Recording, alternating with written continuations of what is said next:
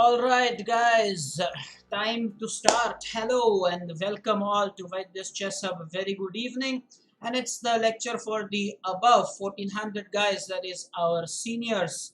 We are going to talk about the opening pitfalls today. The level that I've selected is for normal study. We will, as time passes, gradually go on to hard and hardest levels. This is an important study. I want you all to realize that this study will help you go through the opening phase effortlessly. Have your notepad ready, because we want to make sure that you make a note of a few important lines that I will say. Vyang gave a very nice performance, indubitably. His performance in the tournament was just phenomenal. It was just brilliant. There's no doubt about it. And well, out of a lot of players, I believe he finished in the top 10% or top 5%. Young should probably tell more. So we are going to deal with the opening pitfalls, and at the moment I have a good one for you to start with. Of course, the game was played with e4, e5, knight f3 and bishop c5. Bishop c4. So this could have been transposed as this kind of a gioco piano opening after e4, e5, bishop c4, bishop c5 and knight f3. So this could have been accomplished in that order as well. So it really depends. Now, what will happen is, at a certain point, you will notice that white will commit a major blunder through the opening stage, okay? And we are then going to learn how to exploit that. That's what it is, okay? Game continues with d6, d4. That's called a center break. Bishop drops back. Pawn takes pawn. Bishop to e6 first, bishop takes, pawn takes, and now if you see, black has actually given up a pawn for rapid development, and yet another pawn. So let's now talk of a few more moves, I believe. Yeah, in fact, there's just this one more move that I want to talk about. And it is here that we have now reached this critical point. Let's count the material here. Black has got 5 pawns. White has 7 pawns. So there is clearly a sacrifice of 2 pawns here. Well, that's a lot. 2 pawns is quite a lead in material, I must say here. However, black is winning here. And it is at this point that the above 1400 should give me the answer that fits your reputation. I don't want some hasty answer. I want a proper thought. Hello, Chinmay. Joined late, I believe. Bisanya, welcome. Oh, Vyang is saying, sir, not just top 10%. He was in the top 1%. Well, of course, the players were in thousands, is it not? Well, I guess he's right. So, of course, obviously in the top 10, but more importantly in the top 1%. So, Vyang, fantastic. Fantastic. Rudra, why are you late? What happened, my dear? Enjoy what's happening here. We have reached this point, and now seniors should not just be satisfied giving me the next move. It's okay, Chinmay. The seniors should look to give me a complete answer. In the sense, try to imagine that you have the black pieces here. You're playing a tournament and your opponent has just played a knight to d4. And you should notice that out of this opening, now there is something that you can do. You have sacrificed a couple of pawns for this position, to get to this position. You're 2 pawns down here. So if black does not capitalize on white's mistake, white's going to run away with the game. Now, Saumitra has shared an idea. He says queen h4, threatening immediate checkmate to which white must play h3 in order to stop that. And then knight takes f2 because he thinks that we are in a good position to exploit the fact that when we play something like queen to h4, the queen, the knight, the rook, the knight's already pinned, so indirectly X-ray attack by the bishop. And of course, white's move after queen to h4 will be forced, so he'll have to then probably play h3. Vyang has an answer. Well, Alan is here. Hi, Alan. Happy New Year to you. I believe it's the first time we're seeing you on a live stream in 2021. Correct me if I'm wrong, but did you play the tournament on the 4th of Jan? Vyang has an idea. It says queen h4, h3, knight takes f2, and after queen h4, if knight f3, then rook takes f3. Well, yeah, that's a good line.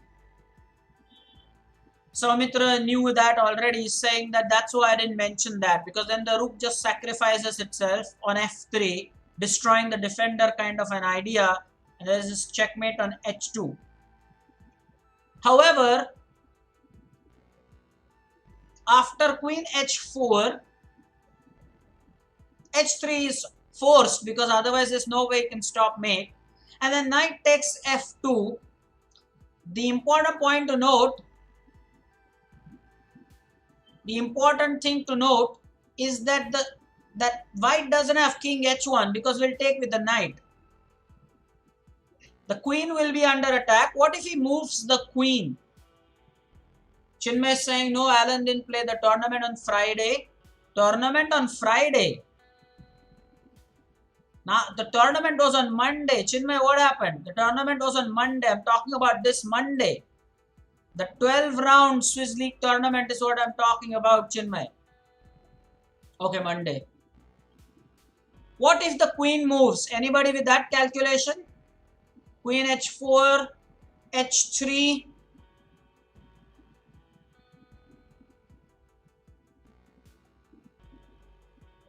Knight takes f2. Queen e2. Probably not queen e2 because the knight needs support. So let's say queen d2 is pretty much forced there. Then what do you do? Guys, understand what I'm saying. Let me take you to the board again. What I'm saying is, yes, we play queen h4, then h3 is forced, knight takes f2, and then what if white plays this move I've suggested? Queen moves to d2. Then what happened?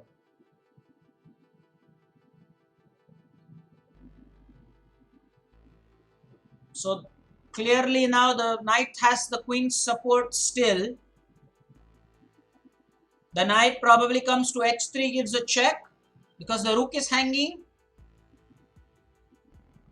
What's the idea after the queen moves? I want that variation.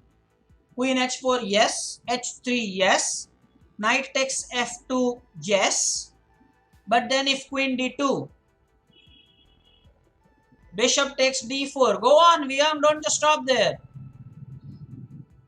Oh, Soumitra says then there is knight takes h3 check. He differs to what Vyang says. Vyang is saying bishop takes d4 first. Soumitra says knight takes h3 check, king h1.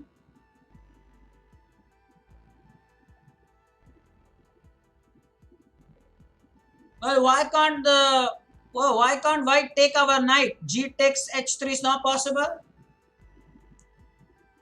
Queen g3 check, queen g2, bishop takes d4. We have a crushing attack. What's that? Rook takes f1. Yeah, I was talking about the same line with rook takes f1. Let's go ahead and actually execute the moves. So queen to h4 is indeed the best move. And yes, h3 as predicted. We want to play knight takes f2 and the computer has just stopped there. But I want to take it further. What if now queen to d2 is played? What happens then? It's a very important thing I want to calculate. because that's very much a move. Now we can go for a move like knight takes h3. We have move like bishop takes d4 check, because now it's double attacked. Notice that. Looks cool that. After the knight moves, the rook is hanging. Maybe knight takes. And I was talking about this move. G takes h3. Then bishop takes check first. King moves. Rook takes, king takes. Knight c6, computer suggests this is just minus 11 something. Okay, but now let us take a look at whether knight takes h3 indeed is the best move after, yeah, Vihang actually has the better move here. Knight takes h3 is also winning, but bishop takes d4 is even better. So Vihang, brilliant. Well done, Vihang. Brilliant.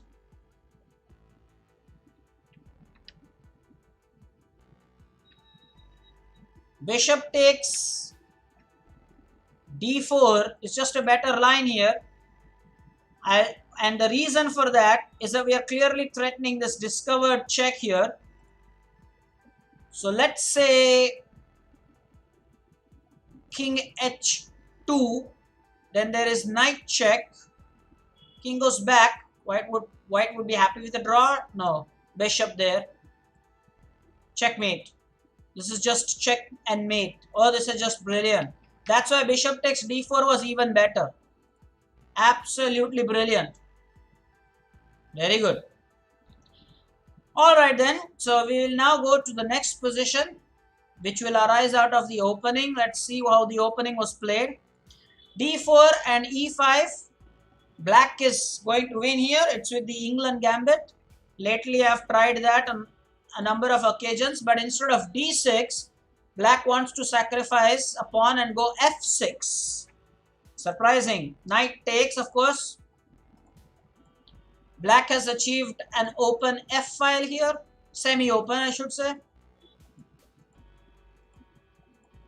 Now, the first thing you should make a note of in your notepad, I told you that there are things you will jot down in your notepad, and this year make it a habit.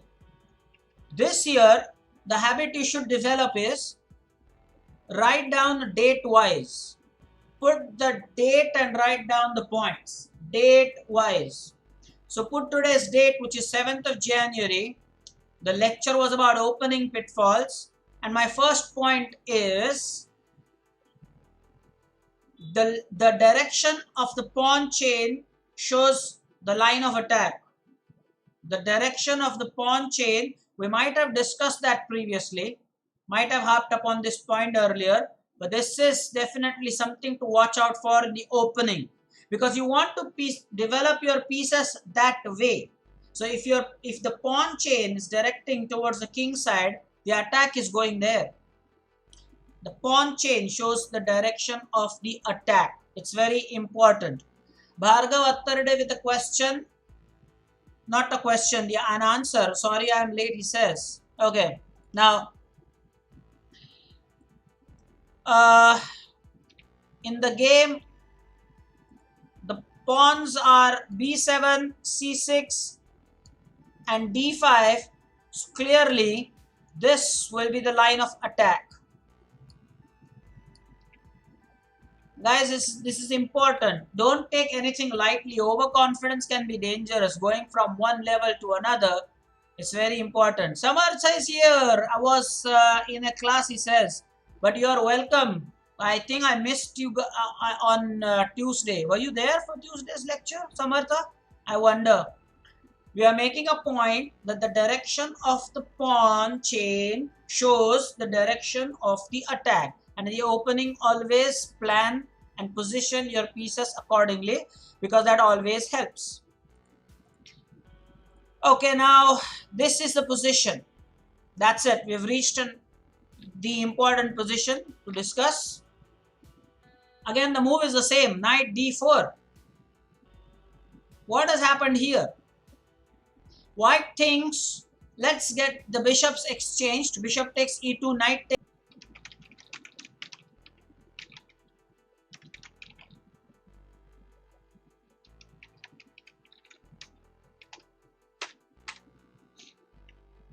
It depends on the number of pieces you can bring into the attack. I'm saying, guys, it's very important. What did I just say? If there are two pawn chains, as Jais pointed out, if that happens, then what you should see is how many pieces you can get to join the attack, and then take your decision. The normal rule is just you see the pawn chain and then go for the attack. It's not common that you have two pawn chains and two huge pawn chains that look in the opposite direction. It doesn't happen. White has, I was talking about what white has done here. White has moved his knight from the f3 square. And this is something that we talked about on Tuesday as well. Very clearly, you should remember such things. On Tuesday, we did talk about this, guys. What did we talk about? When in chess, when a piece moves, it stops doing something that it was doing. The knight on f3 was the defender, additional defender for the h2 square. Now when the knight has moved, the knight no longer supports h2.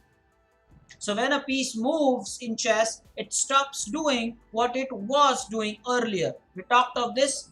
You can make a note of this in the notepad. Queen h5 suggested by Vardhan. Yes, Soumitra, thanks for typing that line, buddy. It's very important. Copy that in the notepad. Very important. After a certain number of lectures, you'll have a good compilation of all the things I've taught you, and then things will fall in place. Not fall apart, fall in place. If we play Queen h5 here, then there is no point, because the bishop on e2 is adequately protected and he won't exchange the bishops. He doesn't want that. So why will he go ahead and take the bishop? Why will he go ahead and take the bishop? If we play Queen h5, why will he go ahead and take the bishop? His bishop is protected thrice. His bishop on e2, white's bishop on e2 is protected thrice by both the knights and the queen. Why would he go ahead and exchange the bishop? Why would he do that? Is it not? Why would he do that?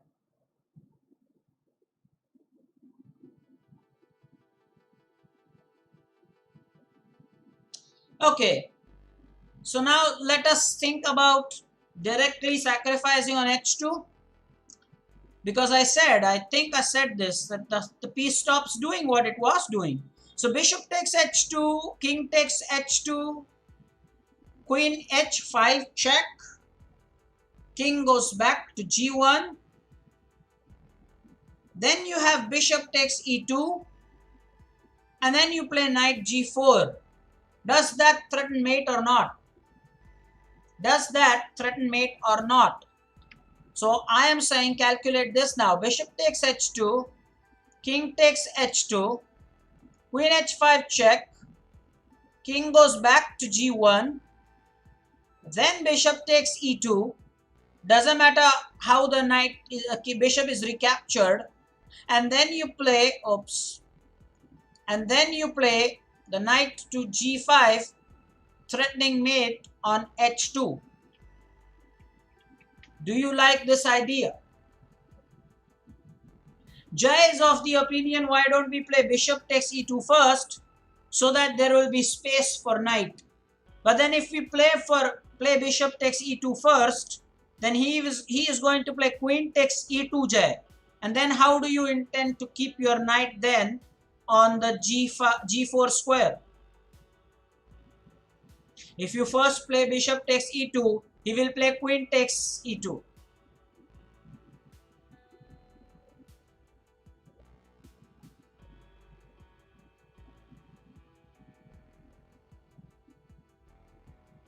Queen takes e3.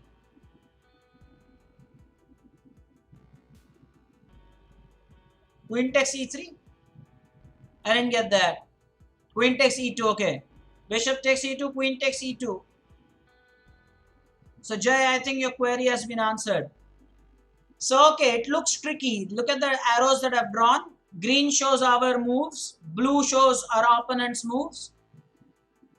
So bishop takes h2, king takes h2, queen h5 check, king g1, bishop takes e2, queen takes e2, and then knight g4. How do you stop that mate?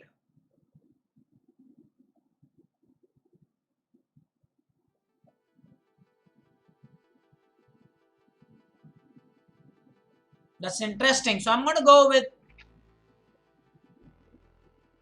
the move order bishop takes h2 here. And indeed, that's the best move. So congratulations.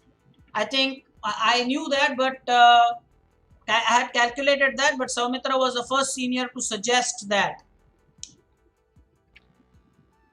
And now we have sacrificed a piece here. That means that we must make it count. Now we want the square g4 for the knight so that we can threaten mate here. So this is also a combination sort of a thing. You can call this the square vacation idea. So now clearly bishop takes e2 is on the cards. Bishop takes e2, queen takes e2, knight to g4, and queen's just taken the knight. That's it. Guys, I was not expecting this kind of a treatment, but this is just crazy. He just gave the queen. That's it, plain and simple. Victory. Because that mate cannot be stopped. Although I would love to analyze one more thing. Did you note one more thing in the position here? Had he taken the bishop with his knight, had he done that, we would have played knight g4, but now he could have played knight to f3 to stop this checkmate. Guys, please be honest and tell me if you're thought of this line. Instead of queen takes e2, he could have taken with the knight. That is the other knight, of course. Knight c takes. And then knight c takes e2, okay. And then when you threaten a checkmate, then you play knight to f3. And now we will again go ahead and play that same idea that we had thought of the last time. If you remember, we did talk about this exact same idea the last time. What was that? Destroying the defender. I think Vihang was the one who actually told us the sacrifice in the last position. Same thing. Rook takes f3. It's indeed the same. Okay. Can there be anything that you can mention in a notepad about? Yes. I had talked about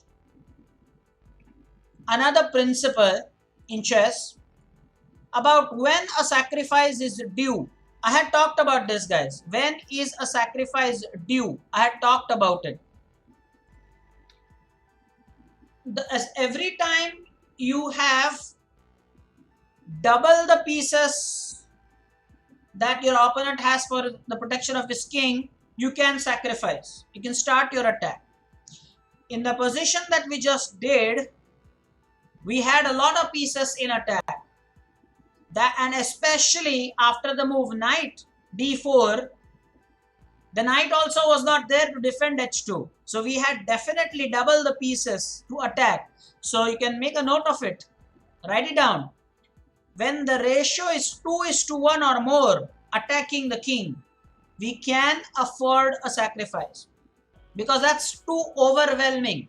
That is an overwhelming attack. 2:1 or maybe more than that. That always calls for a good sacrifice. 2:1 ratio or more than that. Keep the ratio simple. 2:1. That's it. So let's say you have 4 pieces attacking. The opponent has 2 pieces. You have double. Go for it. Go for it. That's important. Now, the homework for you is exactly what Disan has pointed. What happens if the king does not take the bishop? Calculate that. Calculate that. Okay? Very important. Calculate that. That should be your homework. Thanks, Jay, for typing that line. Let's go to the next game and let's arrive at the opening pitfall.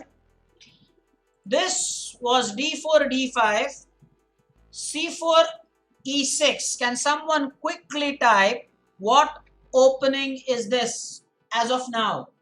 Let's see how many above 1400 students can tell me what opening is this. d4, d5, c4, e6. What is this opening?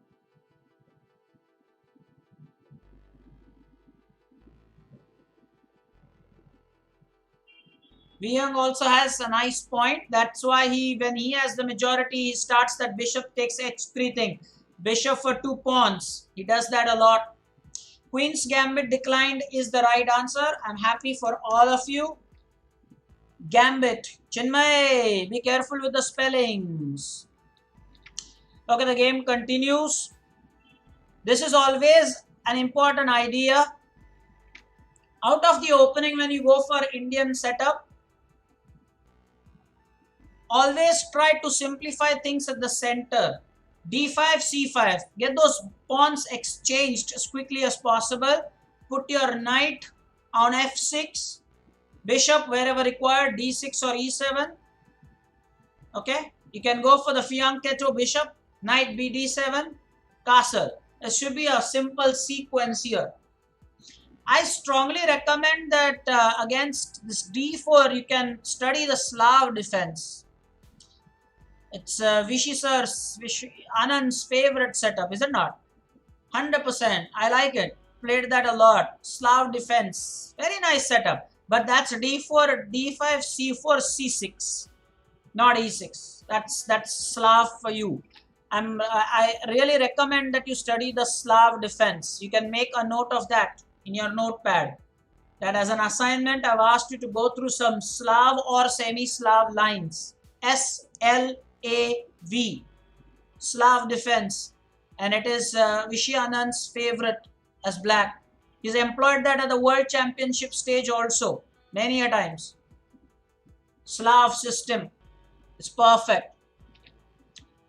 It is perfect in a way because even as a player who is above 1400, the technique remains quite simple. Of course, you have to go ahead and think. There's no option there, but it's very clear where you want the pieces to go. You should study a few games. Try searching for some games by by Anand using the Slav defense. Okay, so let's get to that point where look at the pawns are exchanged. Okay, now this is an important sacrifice. If the pawn takes it, let's give blue color for our opponent's moves. The queen is hanging. I'm sure you all saw that. Guys, that happens even in the Scandinavian setup. You can always play this knight and let the pawn take the knight carelessly, and then the queen is lost. The queen is hanging. That move knight c6 is just cool. Okay.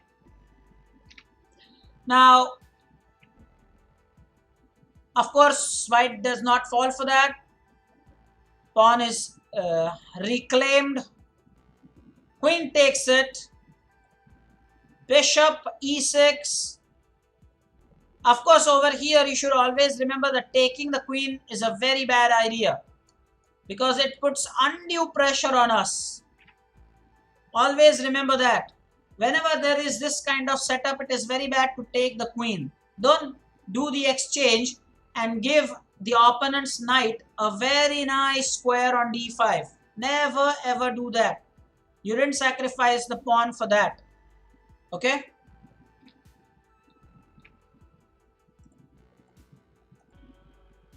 Oh, and now we are talking about this move here. This pawn In the notepad goes down, in your notepad, this should go down as a poisoned pawn. Now, the puzzle has really not started at this point, but I would like to pause here for a moment. We have not reached the stage where it's puzzled, but I would like to pause at this stage. Guys, can you tell me what's black's next move here? Let's see. Now white has a good lead in material. Black has only 4 pawns. White has 6. 2 pawn deficit. What is black's next move here? It's a very important thing, okay? Very important thing. We have not reached the position for the puzzle yet. Vihang, Chinmay is typing something that is impossible. Chinmay, watch what you type. Knight b5. Man, it's black to play. How can the black knight come on b5? Jay is saying knight a5 attacking the queen. Jay, you can do a little better than that. The correct answer is knight to b4. Vihang, not knight to d4. Knight to b4 only is a good move here. You have given 2 pawns, remember. Now you want to capitalize on what's the progress made thus far. Knight b4. And you know why knight b4 is powerful? Let's see, you can see the power of knight b4. Suddenly when you play a move like knight b4, hey, you're threatening checkmate. I mean, you must notice such beautiful tactics. You're suddenly threatening knight c2 checkmate. It's not just check, it's checkmate. Look at the open d file that will be exploited for the purpose. So not knight d4, knight b4 it is. And now let us find out what happens in the game here. Exactly what Soumitra thinks. Knight b4 and queen e4 to stop that. Okay, again, nice work, Soumitra. That's what. Now this will enable you guys to reach 2200, 100%. My students, I'll be proud of you. Soumitra, brilliant. Now again, we have not reached that position where it's the time for you to think, but still, let's give this also a thought. Now, yes, as expected, the queen has come to e4. And now how should black continue here? Of course with initiative and tempo, and of course with the move that you are suggesting. It is knight to f6. And now the queen is simply overloaded piece now. It has moved a number of times. The queen has come from this square to this square to this square to taking to going back. And now it will have to go all the way to b1. Guys, please note this. This is crazy. The queen has made all the moves shown by the blue arrow. It has made a world tour. She has gone for a world tour. Ooh, women like traveling. And now the knight c2 threat is still on. Soumitra would have enjoyed this particularly because after knight b4, he clearly thought this queen e4. And so let's just keep thinking. And then there is knight f6. And then queen has to stay on that diagonal in order to stop knight c2 check. Half the world. That's right. Half the world. Let's say that. Half the world. Yeah. Half the world too. Yeah. So yes, queen to b1. And now I have a question. Should we play knight to c2 here immediately, or is there some other idea that you can think of? Interesting, very interesting. Is it knight c2 check, forcing white to give away the queen?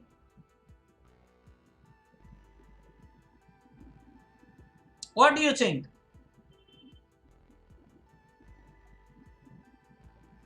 Boy, now what? Knight c2 check? Or do you think we have something even better than knight c2 check? Spend some time. This is the above 1400 class, no junior to bother you. Knight c2 is a free knight. Perfect. So knight c2 check doesn't work at all this time. Queen takes c2.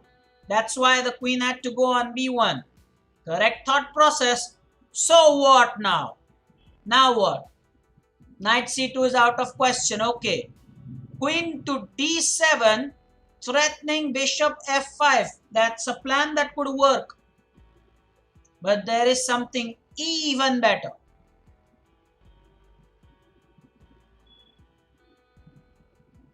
Queen d7, yeah, okay. Queen d7, fine, okay. But there is something even better. With queen d7, there is e4. Jay is saying g6. Why do you want to go g6, Jay?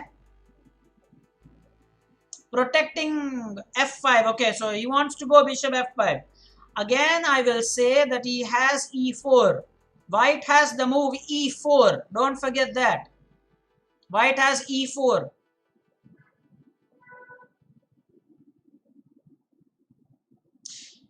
What's the winning move here? Sometimes the winning moves out of the opening are a little tough to see.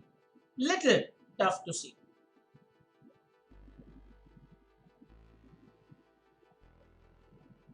So remember that idea of bishop f5 does look great. But white has e4, protected by the knight and the queen.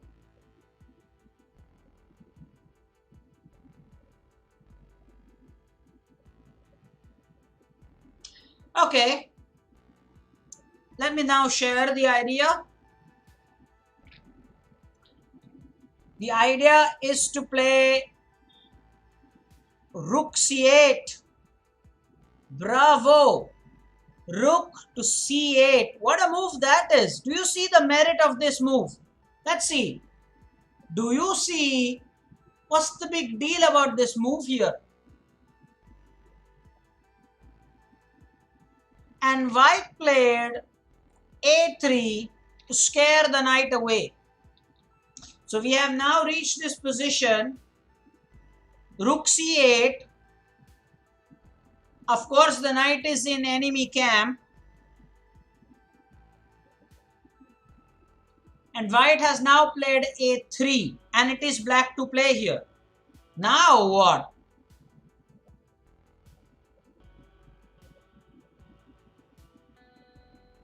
Bishop b3. Okay. Don't just type the next move. Go ahead and type the line. I'm okay with that. This is the above 1400 batch. So bishop b3. Let's say white plays a takes b4. Go on. Bishop b3. A takes b4.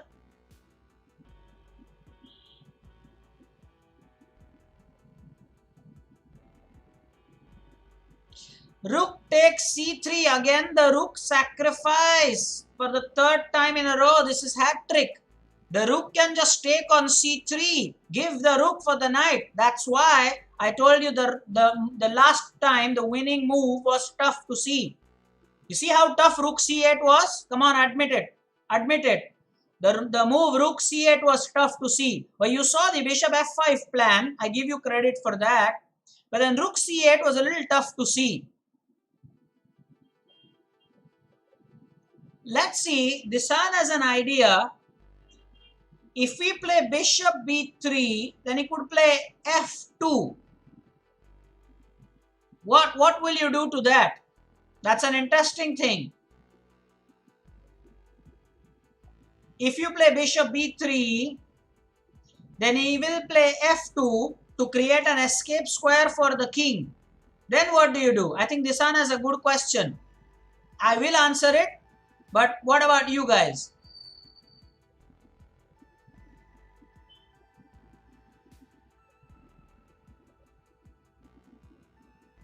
F3, not F2, F3. We can understand that it's a typo. The pawn is already on F2. He means F3. Yeah, sure, 100%. F3 is what Disan wants to say. Clarification. We understood when he said F2. I mean, the pawn moves, it's F3. Thank God he didn't say F1. That will become a Formula 1 pawn. Jay, type that. Instead of F2, you say F1 That's Formula 1 pawn. Did anybody see what will happen? If after bishop b3, if white plays f3 to create a escape square f2 for the king, what happens then? I'll tell you what happens. The queen will be trapped, guys. If you play bishop to b3 and white plays the move f3, creating the square for the king to move, there is bishop to c2 and it's bye-bye queen. Remember how the knight covers the a2 square. And be honest, if you miss this or if you whatever, if you miss this or you got this or whatever,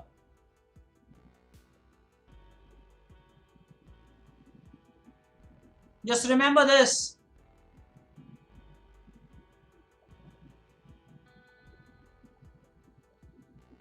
Knight h5, knight h4. Chinmay, are you typing something impossible? Yeah, Jay, yes, Formula 1 is there, yeah. Guys, just remember what will happen. The queen will be trapped. Bishop b3, bishop b3, f3, and bishop c2. That's it. It's game over for the queen. And then rook takes c3. There can be then the check as well. Queen d1 or something. Yeah, anyway, we are now going to come to this point and play the move bishop to b3. Let's say if we can sacrifice here first. Is that of any value right now? No.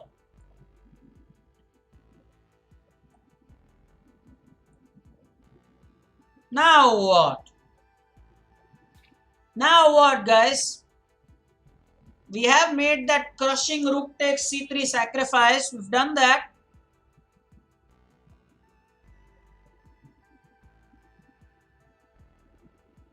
Vardhan wants to say getting ready to race, but it has come out like face. Is that an autocorrect? We played this crushing move rook takes c3 and our opponent has played now the move bishop d2. Rook c2.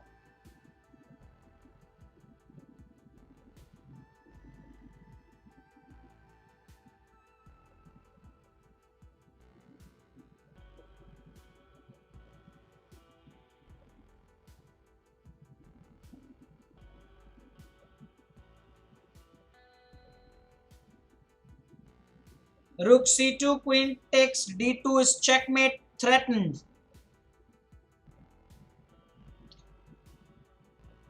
There is no way. What about knight f3 then? White can play knight f3, right? Did you think of that? What I'm saying is, guys, okay, watch the ads, it's fun.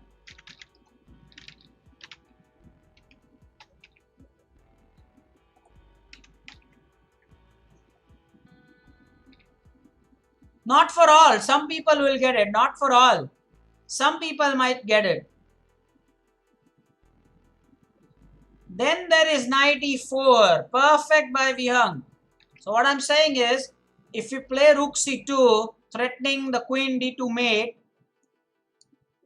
then he might play knight to f3 to defend the bishop.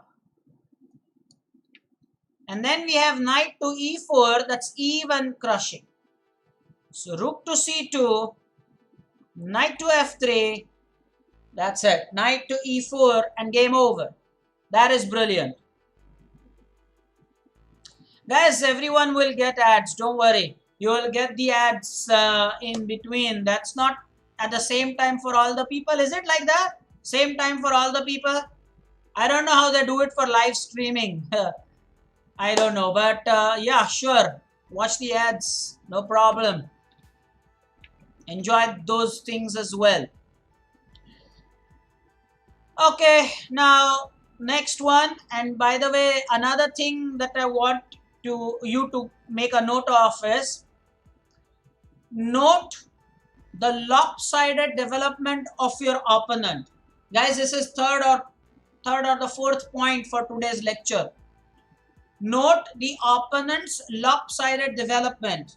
In this game that we saw, the development of the on the queen side for white was huge, and the white side was not developed at all. I'm saying, I swear, I mean at all. At no stage did was there any development on the king side at all. In fact, let me take you to the position I'm talking about. Let's take a look at this position. Always watch out for the opponent's lopsided development. And this can be taken on your mobile phones as a screenshot for this point. Lopsided means heavily imbalanced. The queen side got developed rapidly, but the king side never got developed in, I mean, it's like the starting position, is it not? It is absolutely like the starting position on the board. The pawn on e2, f2, g2, h2. The king on e1, bishop on f1, knight on g1, and the rook on h1 is just the starting position. And that's the way. So whenever that happens, watch out for such small things. Whenever there is lopsided development, you can go for a quick attack, because then he's not in time to bring more pieces for defense. That is the logic. Please remember that, I'm sure.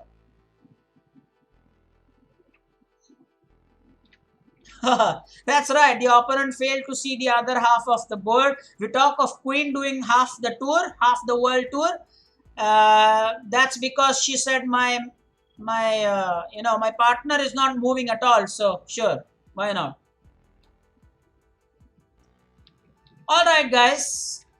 I think I talked a lot about the half lopsided development, and it's a gentle reminder again that please go ahead and submit your answer papers, guys.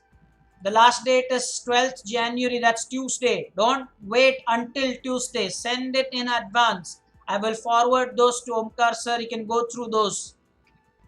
Please leave it in the comments in the chat of how many people are almost done with it. How many people are, we are talking about half. So have you solved it half? How many of you are ready now to share your answers? How many of you have not even started yet? Jay is saying, my paper is almost done, over, brilliant.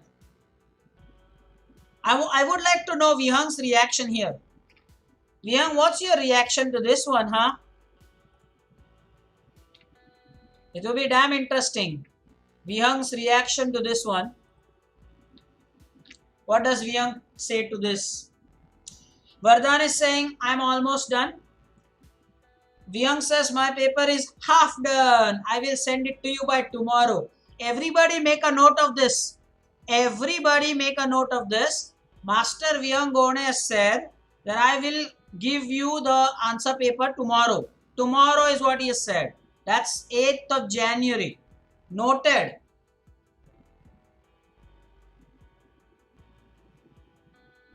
I can't find the 7th GM. Ooh. Don't worry, Saumitra, don't worry. Oh, Vardhan has found all the GMs. Vardhan, you remember Omkar sir did tell us all that we are not supposed to use Google or something.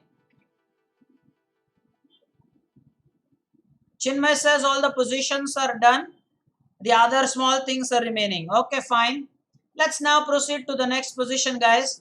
I want to do this game and probably one more. Okay, let's see.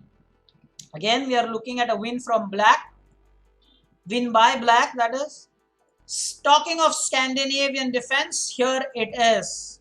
The modern way is to go knight f3, the way I like to play, but still knight c3 is very popular because it's again initiative and tempo. That's the logic. Pretty standard stuff going on right now. There is nothing extraordinary. Now, this is something that is different by black. Normally, what black likes to do is put the pawn on c6 and creates a return square for the queen. Normally, that's what the Scandinavian defense players look to do. There is this pawn on c6. They create a square for the queen to go. This time, it's different. Vardhan says, I like solving the crosswords. Actually, is that a crossword or a grid? Guys, was that a grid or a crossword, guys? What was that, seniors? Was that a crossword by Omkar sir? Or was that a grid where you had to find out the words or players or whatever? Crossword. Okay.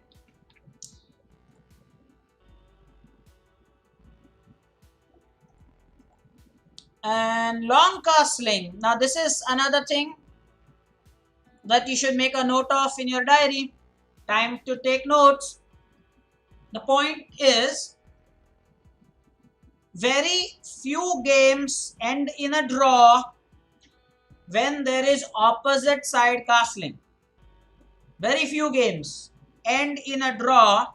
Opening itself, if you see that there is opposite side castling, there is a result. I've seen that. I'm not saying white wins. I'm not saying black wins. There is a result. The reason is both the players know where their chances lie. I mean, if one player goes for the king side castling, one player goes for the queen side castling, they both are going to attack each other's king. The idea is pretty straightforward. Unlike when you have castling both done on the king side. So whenever there is opposite side castling that's done, frequently there is a result. There are lesser draws. If you can go ahead and search it in the database, opposite side castling, and you would have more results than boring draws. And why did I? Well, now Soumitra is saying it's a word search grid. It's not a crossword. Okay. It's a grid. Now Vardhan is saying, sorry, it's a grid. Okay, what's that? I hope you have made a note of that. So here you have opposite side castling in the position that you see. White has castled king side. Black has gone 0-0-0. Interesting. Bishop e3, e5, g4. It is here that I would like you to start your thinking, seniors, above 1400. I'm sure Vihang will be interested.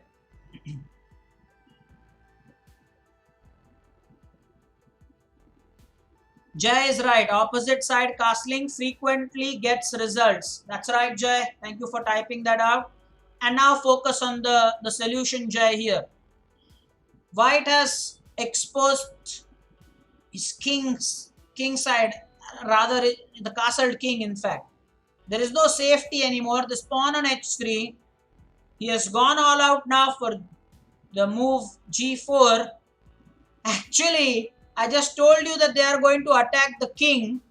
So he should be looking to push the queen side pawns. White here is going about pushing the king side pawns. How strange is that? Now, the question is, would you like to sacrifice on g4? And if yes, do you start with bishop takes g4 or knight takes g4? And of course with a reason why. I think Itesh is sharing something with us. E takes d4. He wants to take that pawn on d4. But why? Our bishop is hanging. Maintaining the pin and opening lines. Vihang says E takes d4. Go for that first. Ooh, I like it when the seniors have different opinions. I love that. Vihang is saying E takes d4 first. Soumitra says go for it. Knight takes g4 first. Jay, I have not seen the video. No, I have not seen the video thus far, Jay. No, I have not seen it. Even Vihang's homework has not been seen yet. It's quite occupied with things. I have not yet seen that. Alright, breaking news. Soumitra wins. Knight takes g4, h takes g4, bishop takes g4, and bishop e2 was played. Because, and why did white play bishop e2, by the way? Because now the threat is very clear that this knight probably could get harassed. Also, there is pawn takes pawn. So now we have reached the stage where we want to start thinking. Now it's black to play here. Yes, the rook on d8 is a monster. That's the word you use in chess. Whenever there is one particular piece that bothers a lot, it's known as a monster. Black to play here. Would you like to give a rook lift? Mind you, there is a concept of rook lift. Make a note of these things in a notepad, guys. If I choose to do this, guys, please notice what I am doing. Such moves in chess are called rook lifts, and one is rook lift. So if I play rook to d6, rook to g6, it will be called a rook lift. Please remember that. Sort of a L-shaped move. Some senior can type it. Rook lift. It's an important concept. Whenever you have the king exposed, you can just quickly go for a lawnmower mate or something like that. You have to give a rook lift. Yes, when you double the rooks or take it to the 7th rank and put the other rook also on the same file, it is a sort of a rook lift in a way. Sure.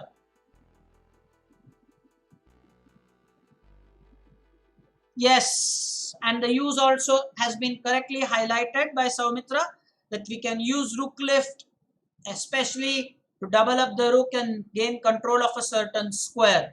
Well, Dishan has breaking news for us. Black is winning. Yes, black is winning. So bishop takes f3. Majority goes with that. Again, there is a deviation. Vihang is saying bishop takes f3 first. Soumitra says e takes d4 first. So now I am going to give you another minute.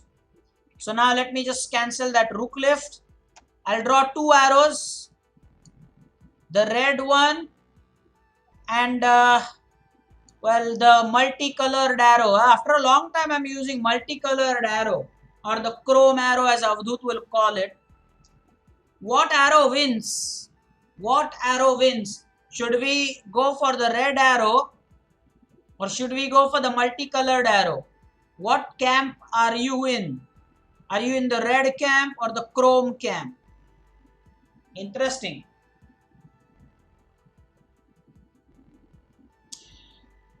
So Mitra is saying if we take on d4 first, our queen can just spring to the king side. She can just quickly jump to the other side of the board. Disan is saying red camp. Vardhan is saying first red, then chrome. What is that? Soumitra, did you understand what your friend was trying to say there? What camp? Jai says chrome camp. Itesh says chrome camp. Chinmay, the attack is crushing, but Chinmay is in the red camp, mind you. Chinmay is saying red camp wins. Bishop takes f3. The bishop takes f3 and then he takes d4.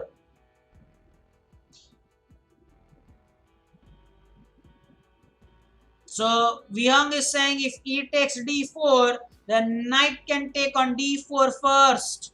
I will say what is right. I'm going to make the move. But okay, come on. I think Vihang has nicely retaliated Saumitra's comment.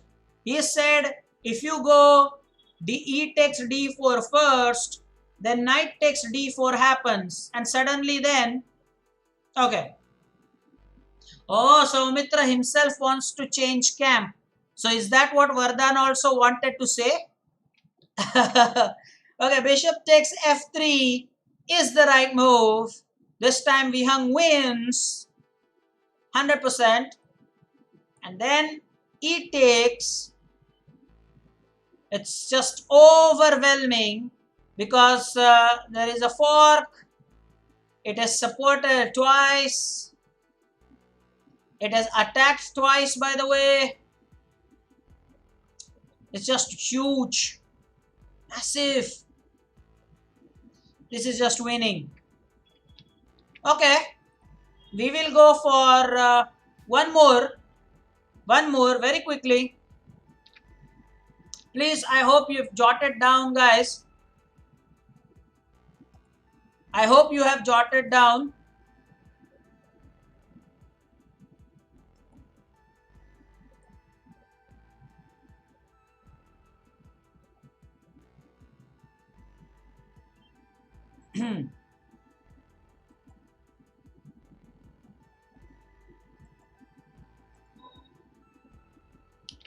Now this one, I'm going to go for the position directly, not from the opening. It's white to play here.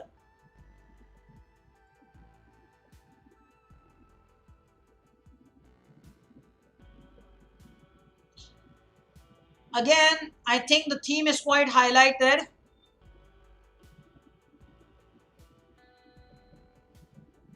We have both the bishops, knight and queen going for the king, and there is some discovered threats on the square d4.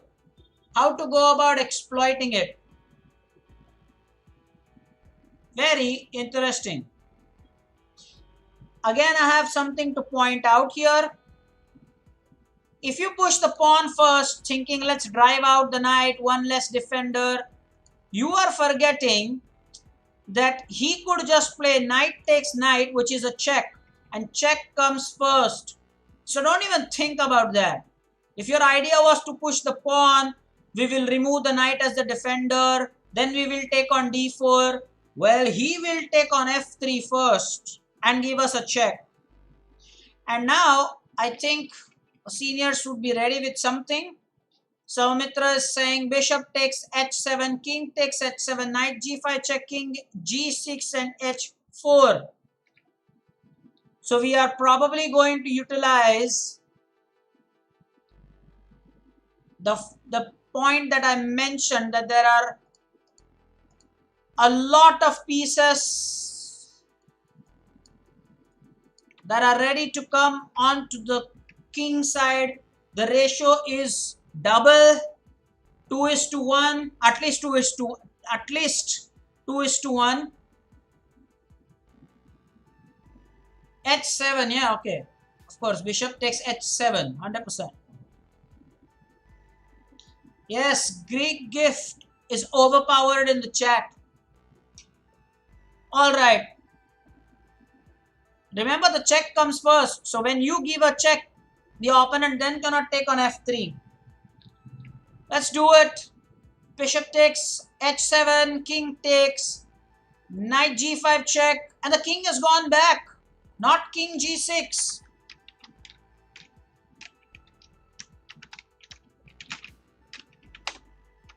Now what? Now queen h5. Clearly, the queen now can come on h5. The king has not come to g6. Now queen h5. Now what's the way to stop this mate? It's impossible to save the mate. It's possible, but there is queen takes. That's the best move. And you take with the queen or the bishop. Maybe with the bishop. I'll go with the bishop. That's it. All right, guys. Wonderful Greek gift. Again, I believe the point you can highlight is see how the rules help you. Now, be honest about it. Everybody knew that there is this Greek gift on h7. But again, see how the principle is highlighted. We just highlighted this point that if the ratio is 2:1, then go for the attack. Again, here we had both the bishops, knight, the queen, ready to come into the attack. And you go for it. So this is how bit of knowledge and theory, strategy, the ideas, they help. I'm sure you love this position. Not because you found that there was Greek gift, but because whatever it is that we studied got implemented immediately in the next game. So whenever you have 2:1 ratio, we saw that 2:1 ratio, immediately we can go for it. That's enough to win. 2:1 ratio is enough to win, or at least it justifies the sacrifice. A senior should make a note of that. It's not necessarily checkmate all the time, but at least it's a sacrifice that can be justified if the ratio is 2:1. All right, we will definitely stop for now. Mind you, in this position, I'll take you to the position.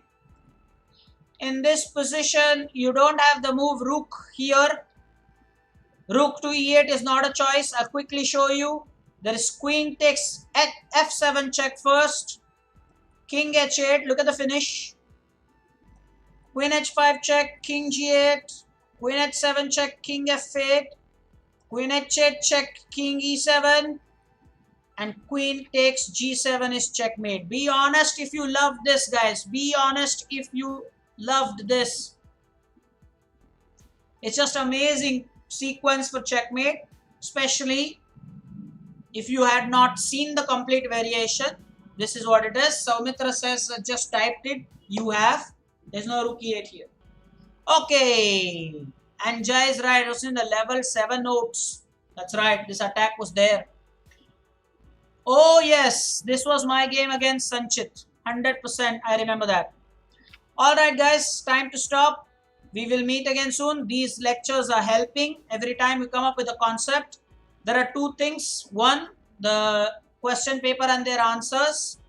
And the other one is the time when I shall allot, the time that I shall allot for giving you the feedback. We'll finalize those two things pretty soon.